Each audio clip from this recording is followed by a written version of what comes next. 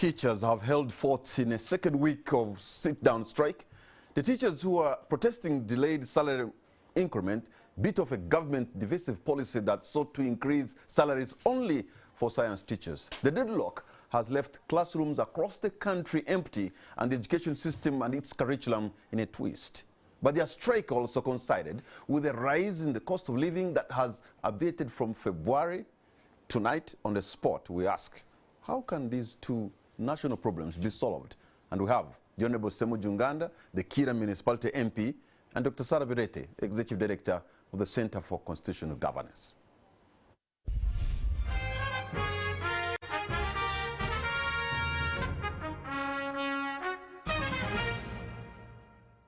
I want to thank you so much for having honored our invitation. I think it's the first time I'm hosting Ibrahim and Sarah. The last time I read about those big names were in the Bible. But Ibrahim and Sarah, thank you so much for having joined us this evening and for having honored our invitation. A warm welcome to both of you. Thank you. Let me begin with you, because you're a member of parliament. You represent the people. And let me begin with the issue of the hard times we're going through now. It must be very challenging to be a member of parliament today, because ordinarily you're actually a mobile ATM. How about now? For me, it's very difficult to gauge whether things have changed or not. Oh, you're comfort zone usual? Because the majority of people I represent are people who just survive. People who can't meet their basic needs, even before the prices started going up. I have kept reminding people, one time I had a lady in Bireete who locked herself in her house and she started crying. So I was alerted to her cry. She needed medical care of 40,000. Her pressure, I mean, she had a problem with her heart, and she did. But because of 40,000, she had given up and she had locked herself in a house to die. So I sent one of my assistants, because sometimes they also lie, said, you go and find out. And he found the lady almost dying. So we took her to a fairly priced hospital, and the price was 40,000. It is the reason she had locked herself inside the house to die. Because she could not get 40,000 Uganda shillings. And these examples are many. People who can't feed themselves, people who can't, they will prescribe for them medicine of 10,000, they can't buy it. They will come home with children who are dying, but they can't, some don't even have transport. So this is the life I think most of the MPs live. The prices going up have only made an already bad situation worse. Because it has wiped out even the smaller incomes that people who sell tomatoes get. And my personal experience is that the traffic has increased, and those who in the past were struggling to take their children to school, now they think you must keep topping up when it comes to registration. And I saw a report, must have been in the Monitor, nearly 600,000 parents were unable to pay register. So we keep paying and avoiding and cancelling and disappointing. So we record these miseries every day. People will come to you, I can't do this. Simple things. There was a time I was driving through the... But the situation must be different from way back. At least the economic times now are really, really hard. They are, but even in the past, we are unable to meet those small things that people want. You see, someone who can't buy books for a child to go to school, even if you say the prices have gone up or they haven't, so for them they are living a very hard life. So things have only gotten worse. That's how they were living even before. In fact, people who are affected the most now are those who have some sort of income. But these ones had nothing. So whether the prices are low or high, you don't have money to buy anything, so you just survive. The only problem is that many of them depend on those who have some flow of income. So when they are stressed, it means those who have been helping them now will only concentrate on themselves, so they don't have extra to begin dealing with the. So yeah, it is very difficult. You go to the villages, it is hard. Even people who grow food, Okay. they can't buy salt. I just want to believe before I bring in Sarah here that maybe those who are at a certain standard of living are the ones who are feeling the pinch much more than the villagers in Ramuchunchu and Chawente, because for them, after all, that has been their life. They have been living forever of nothing, of total brokenness of everything. But is there any political ramification that could impact on the NRM government? Because if people are pushed against the wall like they are now, surely there is a political cost. At one point, you aspired to be a politician. No, you know, Charles, things are really Patrick, hard. this time. No, sorry. But it's okay, he's my brother too. Sorry. Patrick, people are experiencing the hardships. It's actually an acute cost of living squeeze. And everybody's affected. We can only discuss the proportions or to what extent are they affected. Because even people in the villages who plant food and they feed on what they grow, they still need soap. So a bar of soap is at 10,000, and those who buy in pieces pay more, because I think a piece is 2,000 in some shops. A piece of soap. So you cannot say that anybody is cushioned from this suffering of a rising cost of living. From the rural poor, you come to the urban poor.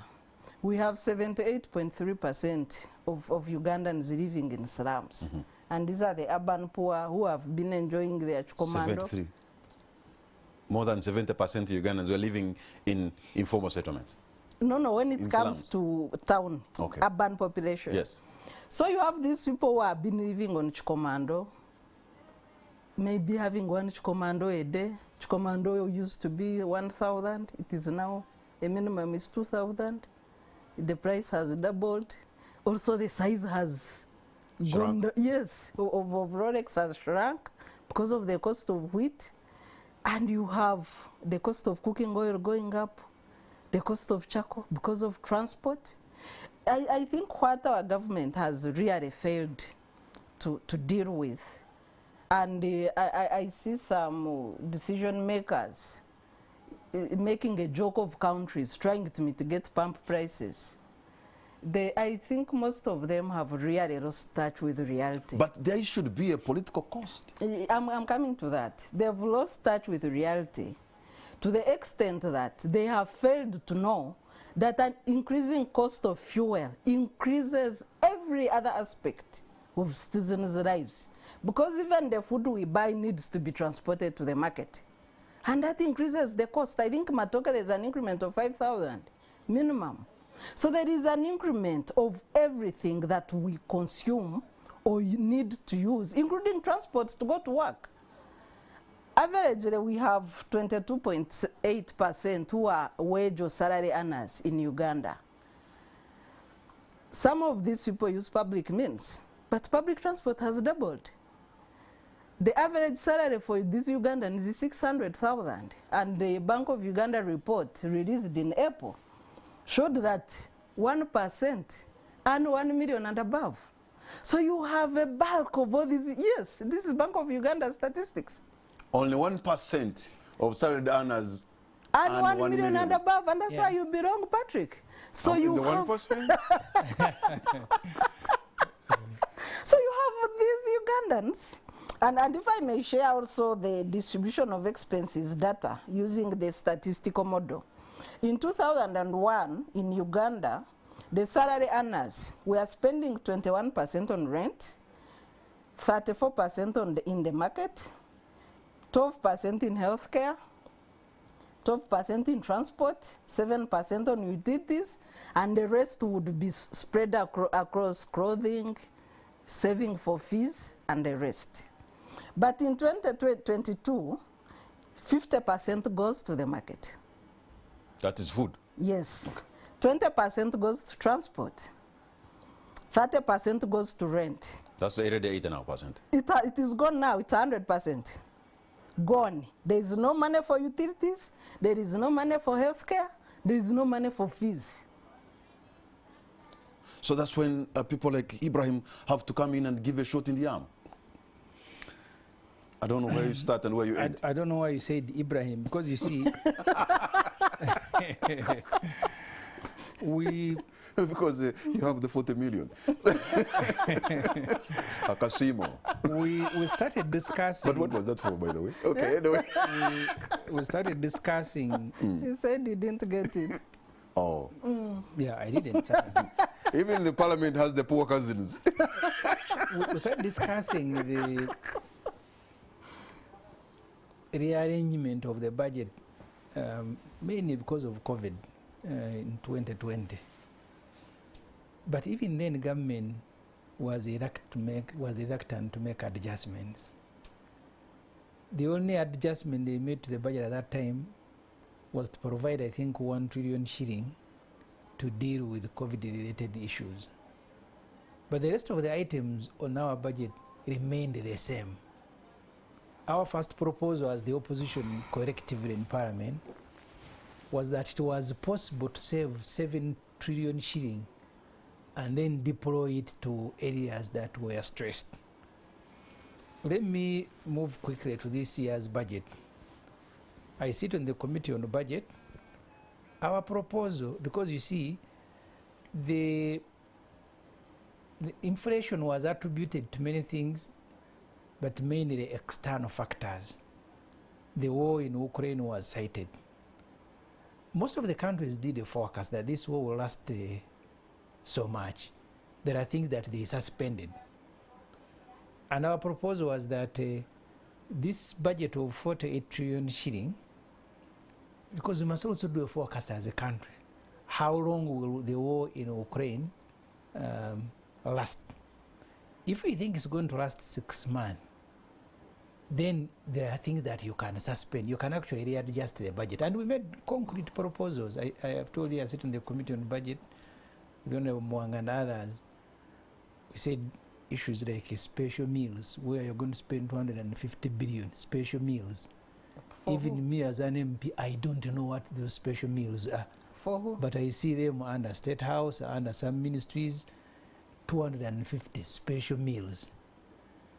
There is a budget still for workshops and seminars, inland travel, classified, the residence of the president, which was never a vote at the beginning. And because I've been a journalist covering Parliament, about 10 years ago, the budget of State House was 54 billion shilling.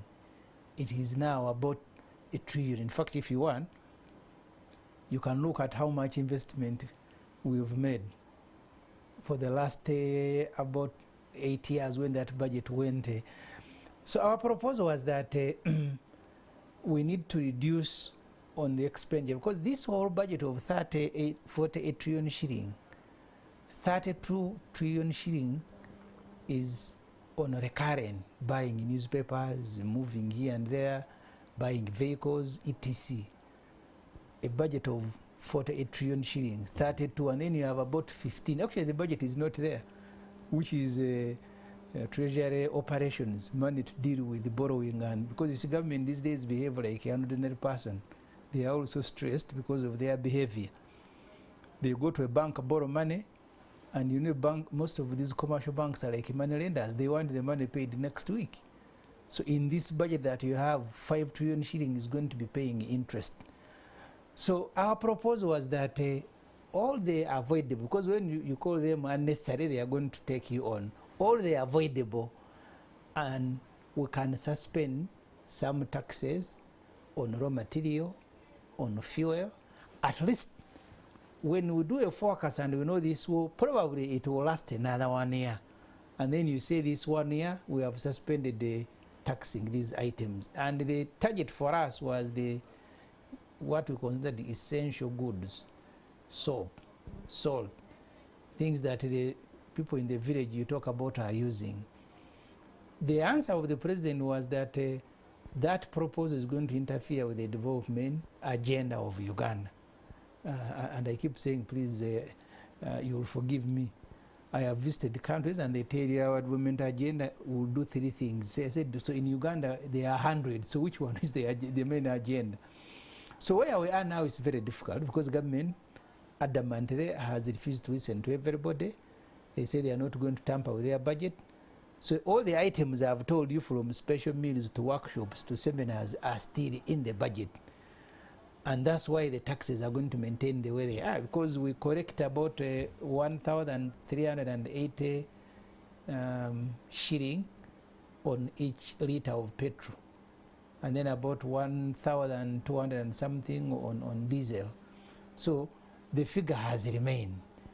The money we collect through... And now diesel is more expensive. It has become more expensive, maybe petrol. The taxes. So at the moment, yes, our hands are tied. I can only join those. But if you removed 1,000 plus on a litre of fuel, which will bring maybe a litre to about 5,000 shillings, it could make big money, but still, you who is driving, you will not feel the difference, will you? You will.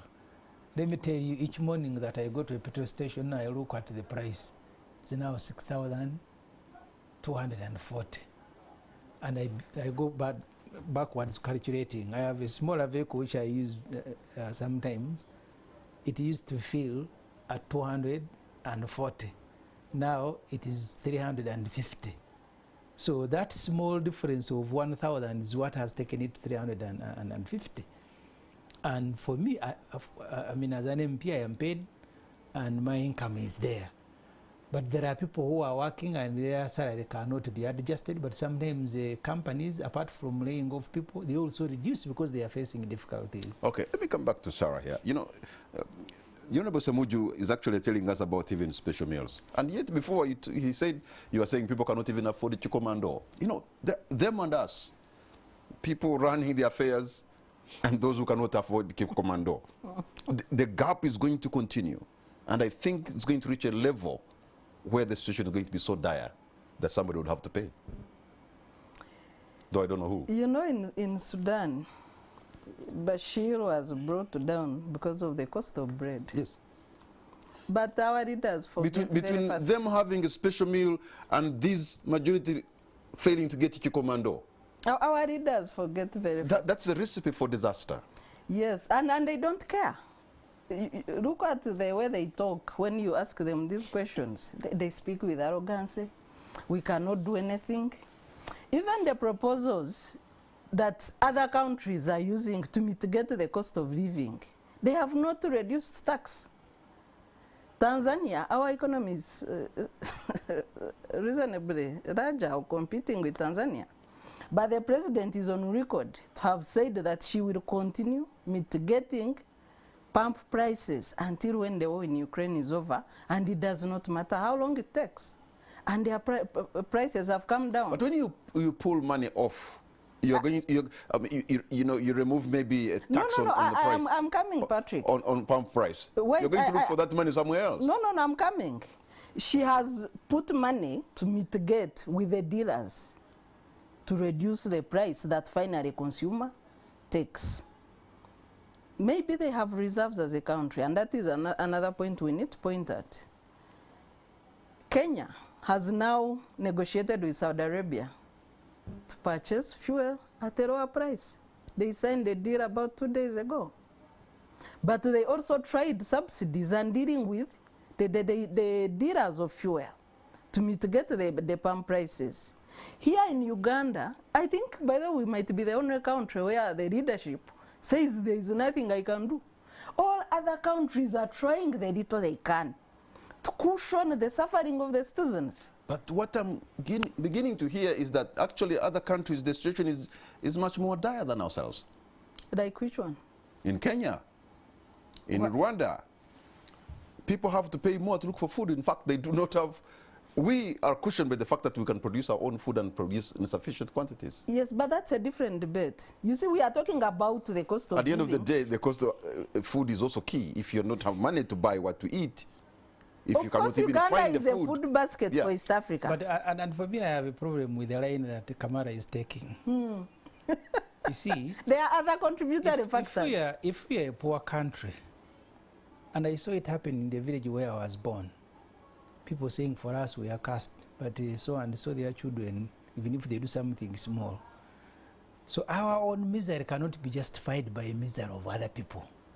In fact, for me, I don't want to know. I don't want to know what the others are doing. Bashir is in prison and lost the presidency because of the cost of bread. Yes, you see, and those people did not even have an alternative. Even if the cost. When somebody tells us if you don't have a wheat, to go and eat cassava, and probably people who eat cassava actually will not be that angry because it is there maybe. Even if the situation is bad in Rwanda and Tanzania and in Kenya and everywhere, the leadership in Uganda has a duty to the citizens of Uganda. So the justification cannot be, but everybody else. No. If you are a parent, you will keep telling that to your children. Honorable Semujju. So even if the prices have gone up, the leadership in Uganda is cushioned by the fact that people have something, are not as desperate. People, because of the cost of bread, Bashir is out of power. Yeah, but for you are saying that, and that's a line that they have taken. It is cushioning them. The availability of food is but food is not available. The report released last week by Twaweza shows that 37% of Ugandans are going without a meal a day. 50% have reduced on the meals, maybe from 3 to 1. And 62%. I'm on the 50, by the way. Yes, and 62% are worried on where to get the next meal from. So what food are you talking about? Whose food? Are you talking of the special meals that are in the budget? Back in the Bushenyi, people are growing their cassava. Even in the village with the dry, we have had prolonged dry weather. People are starving in this country. So you've said we should have had austerity measures. Remove what is avoidable. What else do you think in terms of policies of government where you think they have missed it? What should they have done? No, first of all, we have too much austerity measures. I remember there was a proposition, to merge agencies and departments of government and, have a lean structure, cut out all the things. It never happened. Yeah, because you see, this government, it's just an emotional government. You remember with schools, after Shimon was given to Al-Warid, who later is now Sudil, the president said, Nakasero now can't go because I saw children there. So there is no policy that they follow. They are just reactionary. The things that you want them to do, they will announce this policy, then they will go and do something different. And that's why there is a lot of suffering. Because you see, the proposals, every proposal you make when you are in trouble will have a cost. They are looking for a proposal that poses no cost. I don't know, maybe they should go to heaven. Because people who run Kenya and Tanzania and are not stupid. People don't go to heaven alive. Do you want them dead? No. Because you see, you laugh at Kenya. Hey, they've tried this, it has failed. And that's what people must do. For you can't say that I am looking for a solution that has no cost. That's why they will find none. They are just fidgeting there every day. So, Honorable Semujju, as a people's representative, sitting in a house there of over 500 other leaders, is there anything at your disposal that you could use as a tool that could help in reining a government that you think maybe is going astray because you have some clout of sorts? I mean, as opposition and as individuals, we have made this proposal, and in good faith. We've used the rules. Now the budget has been passed. And the budget, by the way, can be revised, even midway. The budget can be revised. Maybe what remains now for us is to continue making as much noise as the Bireetes of civil society are doing. Because the processes that we are supposed to use to make some adjustments, you saw what happened to those processes. You have a budget and said, hey, don't touch. So this item, classified expenditure, this and this. And of course, majority there are NRM MPs who will sometimes even before instructed will begin, imagining what will make the president happy. And they will vote. Sometimes they may even vote wrongly, but in anticipation that this will make him happy. So there is a quarrel even within the 350 people that you're talking about. So which direction do we take?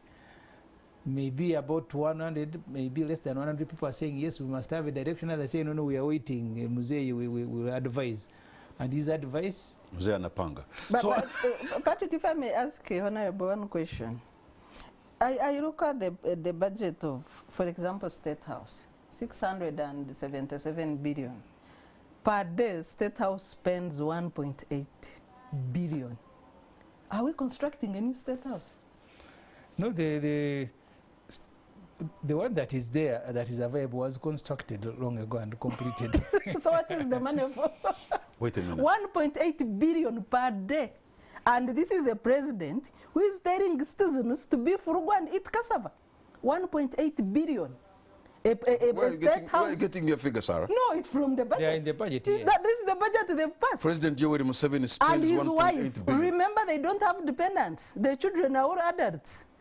2 people with their staff, 1.8 billion per day. Let me let that sink in. Now, it is easy because you see, once you get the total State House budget, just divide it by the number of days in a year. 1.8 billion. We made the arguments, but we couldn't win. So the argument remained there. So it is possible, by the way, because this is what you have provided him. This is what they have passed. Yeah, and this. And he's on the budget committee. That's what he has provided. Okay, for that matter, may I suggest we take a break? We're going to take a break. We'll be right back.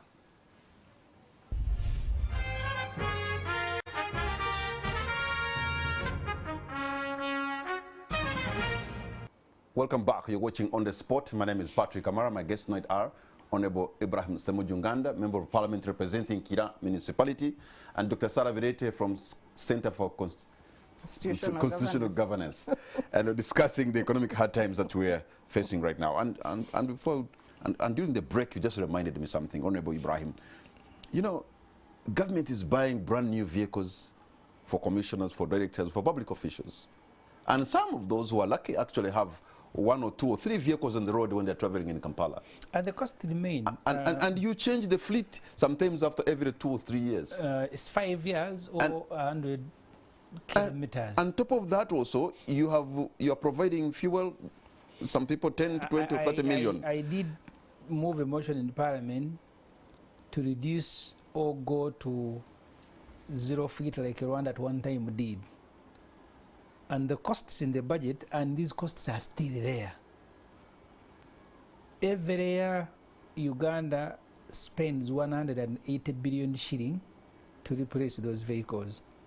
Either they are aged at 5 years, or they have been driven 100,000 kilometers. 100 every year. You spend 150 on fuel, because most of the government vehicles are allocated 3 million per month. Whether you are from Nigeria to Kampala, or you are from Najanankumbi to Kampala, you have 3 million. And then maintenance is 100 billion shilling. That doesn't include the cost of hiring drivers. So for every minister, nearly all of them, you just come at Parliament when there is a sitting of Parliament.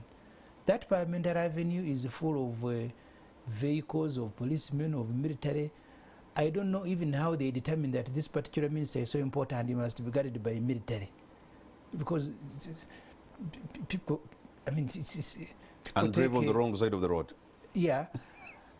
So you have those who are guarded by the military, those who are guarded by police. How they take those decisions, I don't know.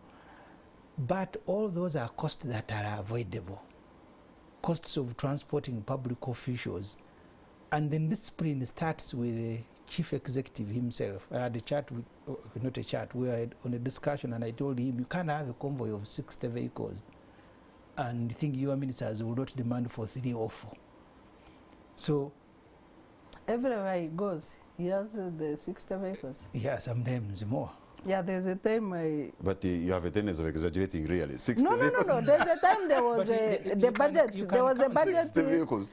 It was a budget reading. Is that what caused the spectacle in Kigali? Yes, part of it. There's a time I was here at Serena for the budget reading. So the president's convoy entered. I counted vehicles.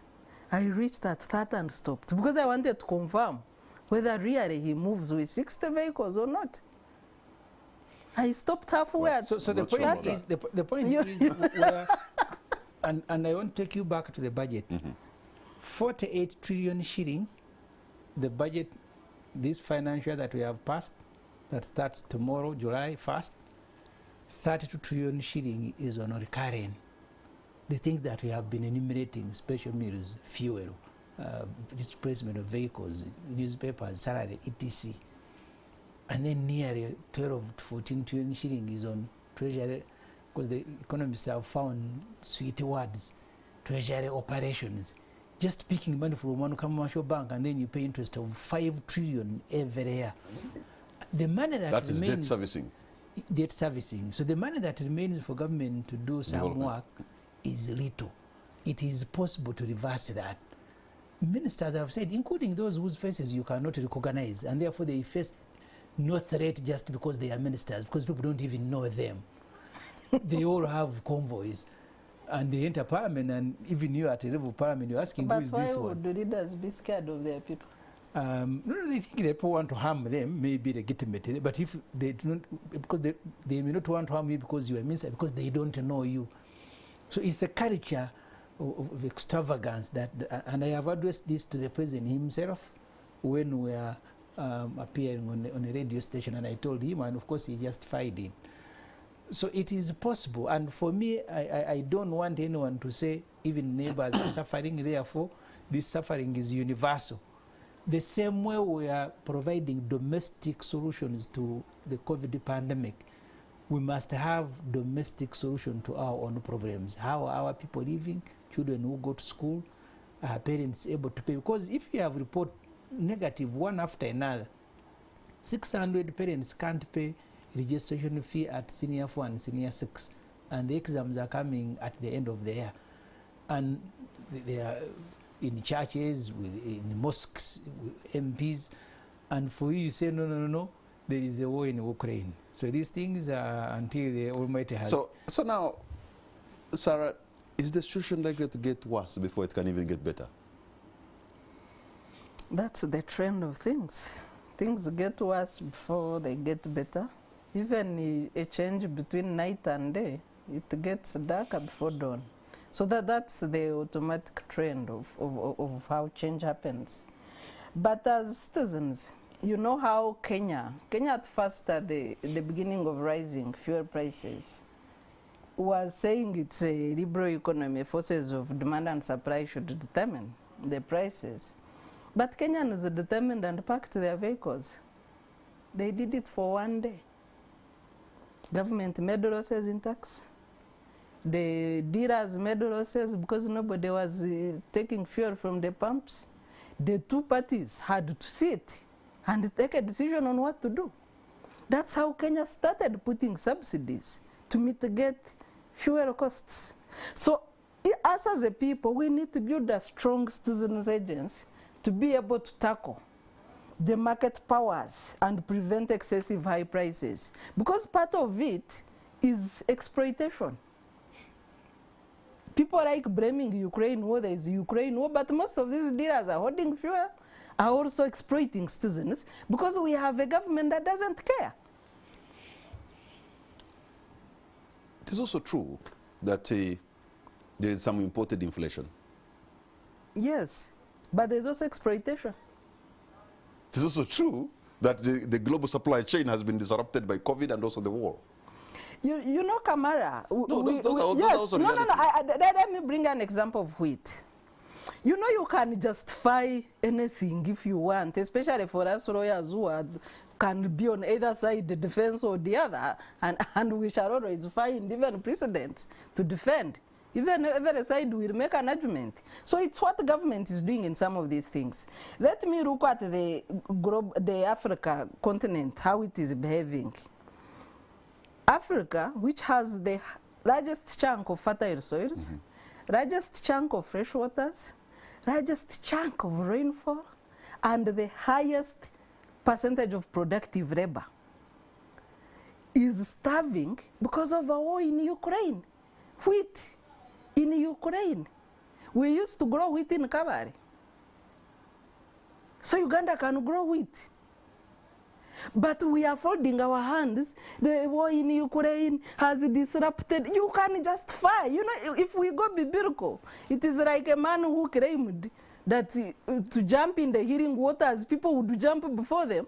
And then he telling Jesus, you know, by the time I wake up, people have already jumped. The healing powers have gone. It is what our government is doing, but it's a leadership crisis in Uganda. It is a leadership crisis in Africa. You see, the inflation, yes, part of it is imported. Wasn't COVID also imported? What is not imported? Wasn't there even a special committee to advise the president on how to deal with the COVID? And he kept addressing the country on COVID almost every after a week because he considered it a crisis. Do you see the president addressing the country every week on the rising inflation and people's inability to feed themselves? Do you see him do that? And a subcommittee of cabinet advising him on how we can pull ourselves out of this crisis? So you have a president who cares when he wants, and maybe sometimes he forgets that he has to care. Otherwise, you can't say that on COVID you are very active, you are addressing the country every day, you are looking for solution, because COVID was also imported. You should have said, no, you see, COVID came from China, now it will take care of itself. Did he say that? You can't say the country is faced with a crisis and you say God will intervene. The other day we had a minister, I think one of those ministers of State for Trade in Parliament, said we are in the process of procuring land to plant wheat, to plant sunflower. And I said, this problem that is here, we're talking about government process of procuring land to begin planting. Thank God.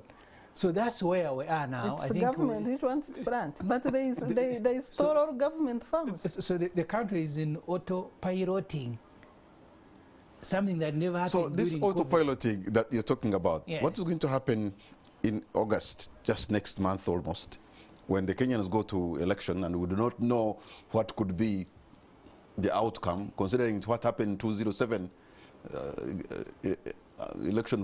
after election violence? If that happened and on top of what we're already going through, we're really even if nothing happens, we're really cooked now. Even if nothing happens in Kenya in terms of disrupting the electoral process, already dealers, because of speculation, will hike prices further. So I want to predict that by August, fuel will be costing between 7,000 to 8,000 in this country. And if anything goes wrong in Kenya, then we shall shoot up to 10,000. So is there anything as Parliament you could do, bring on the floor to discuss on how to avoid prepare, any scenario of what could happen? Because we learned the hard way in 2007. We have raised these issues. Unfortunately, those whose duty it is to provide the answers will tell you they are procuring land to plan. When you tell them an election is coming, they will tell you alternative route in Dar es Salaam, as you have said. But these things are real. Because if Idi Amin had a fuel depot in reserves in Jinja, when the population was still small, we've not built, even the one that existed was privatized. And they told you the private person running it did not find it profitable. So it is nearly empty. So we've been left on our own. And I think that is the statement that almost all government officials are saying, that you are on your own, but just saying it differently. The president said you go and feed on cassava. And I remember I was sharing a platform with another minister who said be frugal. So I suspect they are, even in the cabinet, they don't treat this as a crisis. I've given you a classic example when we had COVID here, the meetings that the president was holding every single day, every day. Today, just tell me, you're a journalist, Kamara, the last time you had the president calling for an emergency cabinet to discuss the rising inflation. At least me, I have not heard of any of those meetings, and that is the president that you have for Uganda. So for him, the demand and supply, we will wipe out inflation. The war in Ukraine, we can go and pray it will end, and when it ends, the cereal from both countries will begin flowing. That's where we are now. Parliament will resume, I think, next week. We'll continue making as much noise some of us have made, but sometimes you don't know whether you continue talking or you just also stand by and watch. And let it happen. Because that's where we are now. So, Sarah... And Kenya, by the way, as she said, because most of these countries, with the exception of a few African countries, each election is a crisis. So the traders who are investing a lot of money to bring containers to Mombasa and elsewhere will certainly be cautious around the time of elections in Kenya. So they may slow down the movement of goods until they are sure that now the situation in Kenya has, because nobody wants to lose money just like that. They are not NGOs. So anyone sensible, by now you must be providing... NGOs do what? NGOs don't work for profit. Yeah, I know they don't work for profit. But we have also you know, there's a basket fund of 500 billion that has actually was almost suspended. Closed for 18 months from DGF. It was not meant for the NGOs. It was meant for the population, just the NGOs. That alone would cushion, would be a subsidy. The NGO was just a vehicle. But NGOs are not set up primarily to go and make profit like businesses. So they are the ones who can bring fuel even if there is a crisis. Businessmen are going to make calculations and they will say the next 1 week, for me, I'm not going to... My vehicles might be banned. Yes, they must park somewhere, and I'm not going to transport any goods along the, what they call the Northern Corridor. So the country must be prepared, even if there is no violence in Kenya. Naturally, people will be prepared for the worst and hope for the best. Dr. Sarah, you seem to suggest some kind of a welfare state where maybe government should give in something so that people in these times, that's what you're talking about? Maybe subsidy here or even really give some voucher or something like that? You know, Kamara... Is that what you're suggesting? The free market economy was copied from the US. But do you know what the US is doing to mitigate the cost of living? They are even giving out the pump allowance on top of mitigating the pump price. Each time Biden goes to address the public, he's saying he's still angry. The price is still up. But in Uganda here, the people we copied, I don't know. We are going beyond perfecting. Do you actually see money coming from government to the No. Of course, we know we don't want that. But government should do what it is meant to do. Government has a duty. We are talking about different options that government can take, including discussing with the dealers of fuel, including looking for cheaper sources of fuel like Kenya has done by making an agreement with Saudi Arabia. What is our government doing? Can you tell me anything they are doing about this? Well, government is listening to you, so they will respond. There are so many options available to them. Unfortunately, my producer was in touch with many of people who should speak for government, but they're not here. And that's a dilemma for me as a journalist, because every story must have an element of conflict. Sarah is saying this, and they should be having the other guy responding. So apologies, because somebody to answer some of these questions that you should be having also is not here. But we shall try our best to bring them at another time, so that those who are responsible for managing the affairs of our country should be able to answer questions that you have, because they have a mandate to lead, and so they should listen to you. We're going to take a break and we'll be right back.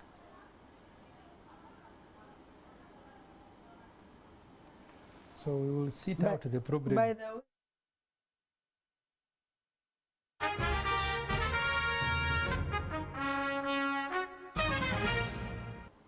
welcome back. You're watching On the Spot. My name is Patrick Amar. My guests tonight are Honorable Ibrahim Semujju Nganda and Dr. Sarah Bireete. This is the moment when you have to have your say. You're going to see the numbers on the screen. you can call us and tell us what you think, what situation you're going through, what your experience is, and how you're hurting, or maybe what solution you could be putting on the table so that maybe the leaders can pick it. Or you could be a leader yourself and tell us what you think we need to do as a country. But we know as economic hard times are hitting us, the teachers have put down their tools, their own industrial action. The Ugandan child missed more than 2 years because we had the longest restriction than any other country. Now they have started, the teachers are not in class. That is going to, to have a serious impact on the generation that is affected. How do you really think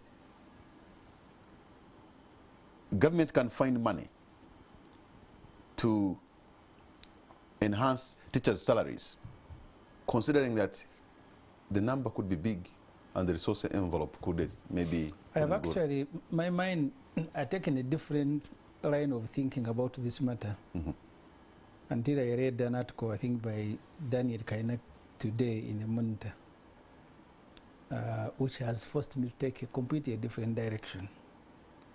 Because his argument was that even if you throw the money that all these teachers were, including science and everybody, will that change the situation?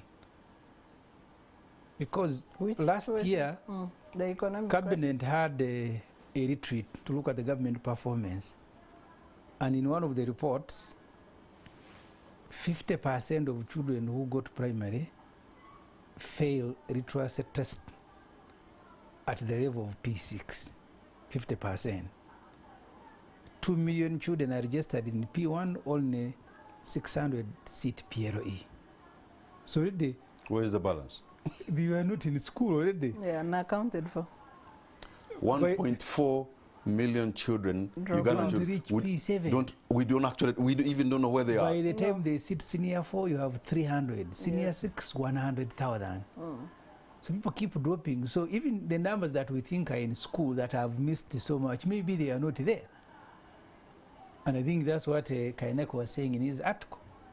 And he said, even the science that you are now so obsessed with, do you ever do a research to find out why students don't like it? But how many government schools have laboratories?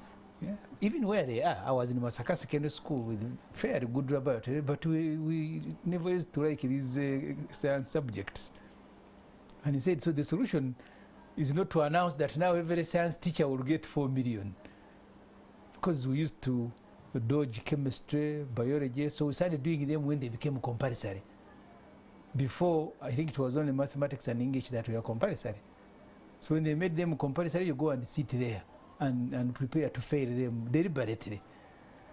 And I think the article by Kainak was that that's a research that you need to... I think I remember President Yoweri Museveni talking about his challenges of mastering the periodic table in chemistry, and why sodium was Na as a symbol, and he was suggesting, why don't you make it SO?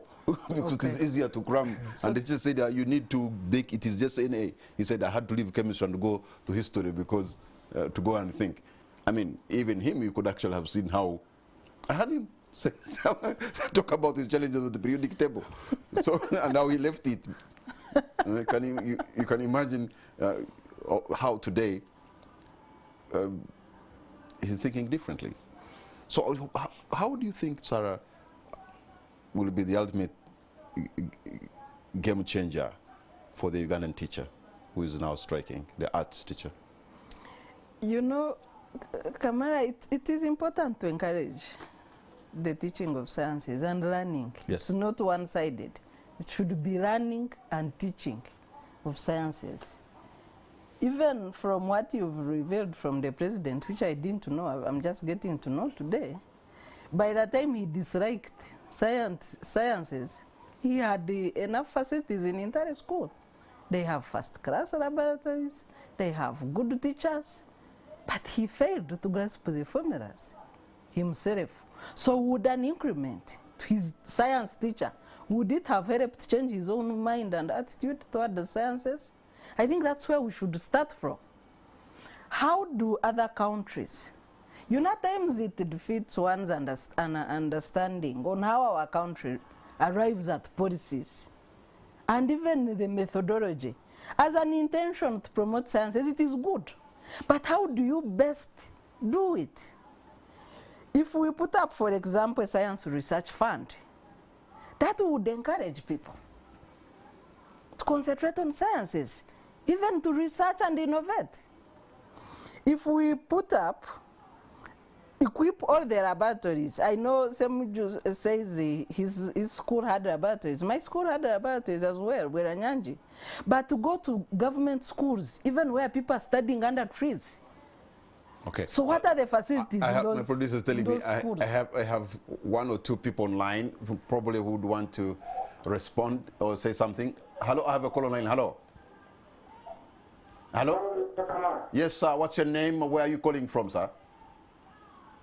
Yeah, this is Iwewa Haman, and I'm calling in from Kibale, Kotlaka district. Kibale.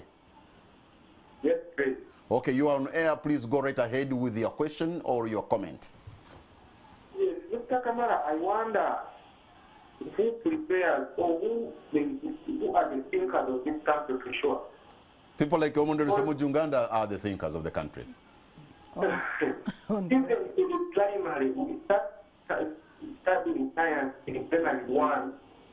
I wonder why primary one child of science we are not given that the 4 million. The president thinks that science starts from senior one. That was not fair. We are at home seated until our voice is heard. Thank you. All right. Thank you so much. Our caller there from Kibale, I think he's a teacher, is saying they are going to be seated at home until the voice is heard. Because he says the president thinks... Let me take another call online. Hello? Hello? Hello? Yes, good evening, sir. What's your name? Yes, Kamara, good evening. What's your name, sir? My name is Ezra. I'm calling in from Potpoto. You're on air, sir. My name is Ezra. I'm calling in from Potpoto. All right.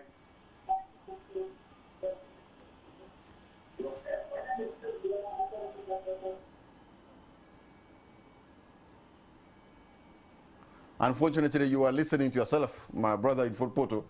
What happens when you call and it goes through, please, you turn down. You turn down the volume of your TV so that doesn't bring you an echo. Let's take another call online. Hello? Hello? It's the same story. Please do not call and then you want to listen to yourself on your own TV set. That will cause you trouble. It will give you an echo and will not have a healthy conversation. Let me try to take another call online. Hello? Okay, for that matter. Yeah, Patrick, I wanted to conclude with this matter. Okay. So there's a lot. Hello? Yes, yes, sir. What's your name and where are you calling from? Hello. Yes, you're on air. What's your name, sir? I'm called Byron from Kampala. Byron, you're on air. Please tell us what your question, or ask your question or tell us your comment. I think the government didn't do enough research about teachers. Mm-hmm. Because if you look at their slogan, which says solidarity for forever, Mm-hmm. now that one is destroyed. I don't know when we shall regain it as a profession, but the government got it wrong. Then when it comes to prices of commodities, Mm-hmm. I've seen in Sri Lanka what is happening. Mm.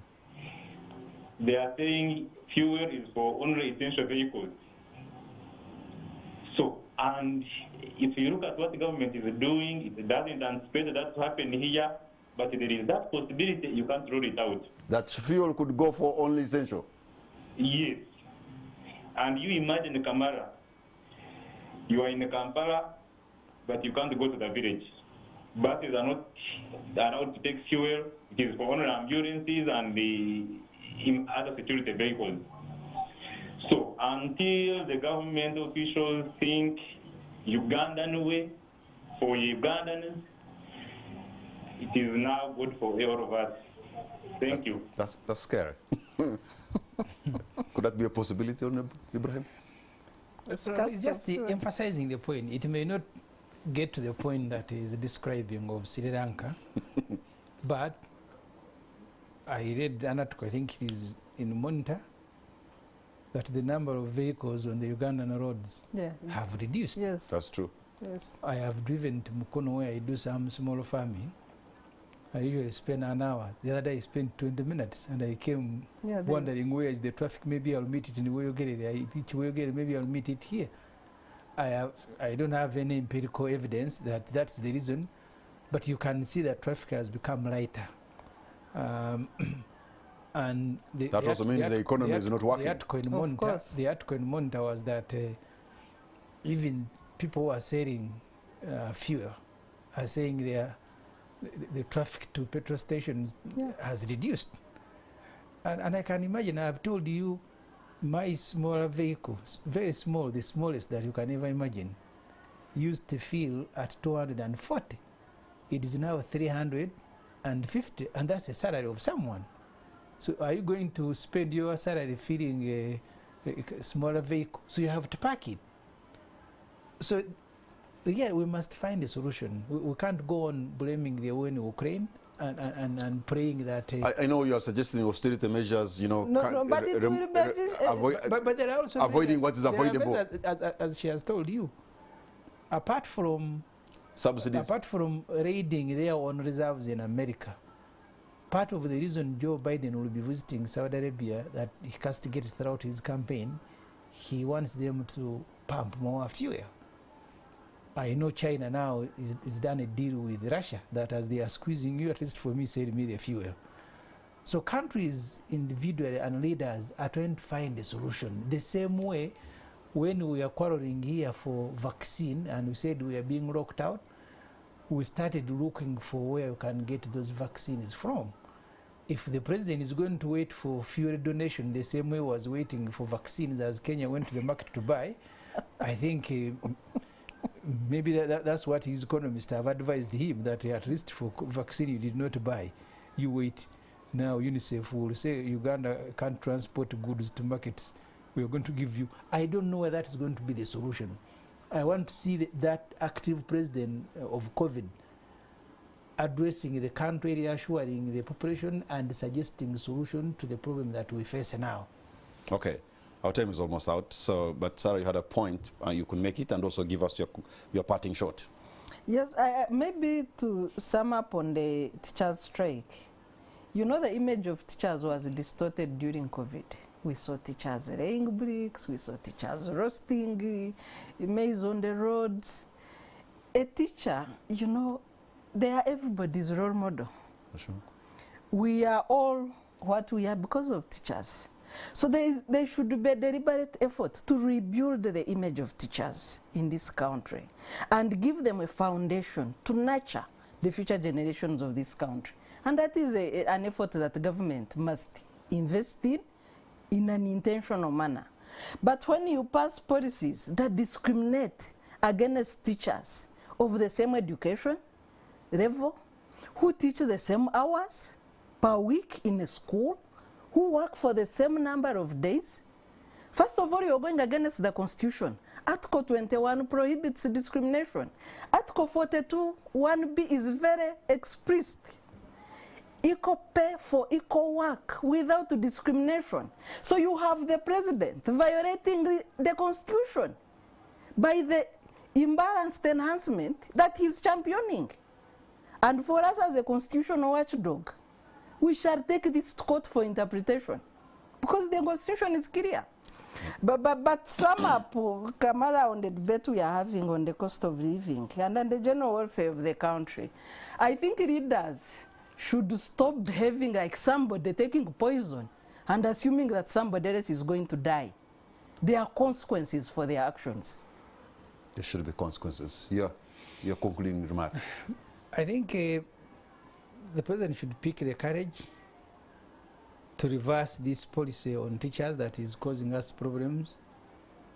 You may not win all the time, because I think they have tried forceful means and the teachers are not back.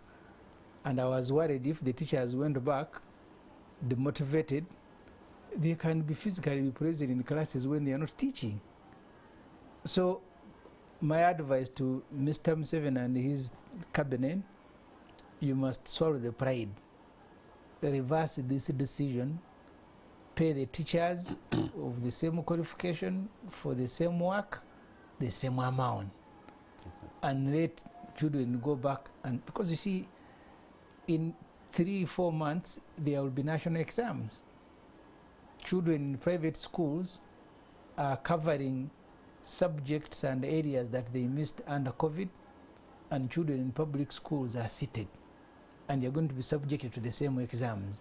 So this imbalance is not just imbalance now of teachers of science and arts, it's going to be imbalance of communities, because I don't think there is any one of those guys who make this decision who is in a public school.